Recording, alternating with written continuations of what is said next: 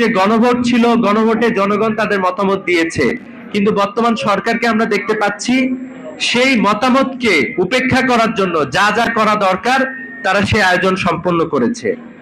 মনে হচ্ছে যে তারা একের পর এক নতুন আলোচনা নিয়ে আসতেছে।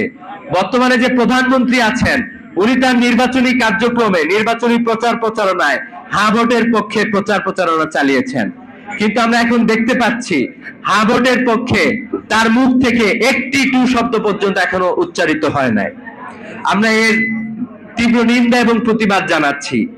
আমরা বলতে চাই যে অবিলম্বে আপনারা জনগণের সিদ্ধান্ত মেনে নিন। গণভোটে জনগণের যে প্রত্যক্ষ মতামত এসেছে সে মতামতকে আপনারা মেনে নিন।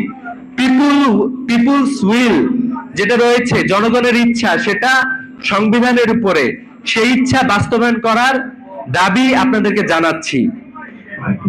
অতীতে যে ফ্যাসিবাদী শাসন ব্যবস্থা প্রতিষ্ঠিত হয়েছিল সেদিকে আপনারা হাঁটবেন না, আমরা সেই প্রত্যাশা রাখছি, এবং যদি আপনারা সে পথে হাঁটেন তার জন্য আপনাদেরকে হুঁশিয়ার উচ্চারণ করছি, আপনারা সেই পথে হাঁটবেন না।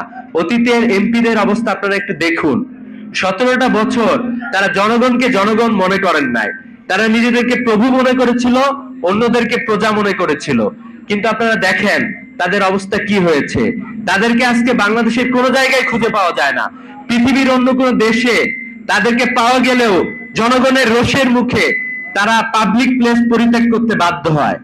তো এই জন্য আপনাদেরকে বলি যে আপনারা আসলে সিদ্ধান্ত গ্রহণ করেন যে জনগণের সাথে থাকবেন নাকি নিজেরা আবারও স্বৈরাচারী কায়দায় পিপুলস উইলকে ডিনাই করে, জনগণের ইচ্ছাকে ডিনাই করে আপনারা সামনের দিকে এগিয়ে যাবেন। এটা আপনাদের সিদ্ধান্ত। মেবি এরকমটা হতে পারে যে আপনারা 2 বছর, 3 বছর, 5 বছর, এরকম অনেক বছর হয়তো বা স্বৈরাচারী কায়দায় টিকে থাকতে পারবেন, কিন্তু এর পরে যেই যে অবস্থা আপনাদের হবে সেই অবস্থার জন্য আপনারা প্রস্তুত থাকবেন। তো এই জন্য আমরা বলতে চাই যে জনগণকে তাদের অধিকার আপনারা ফিরিয়ে দিন, সে প্রত্যাশা রেখেই শেষ করছি। আসসালামু আলাইকুম।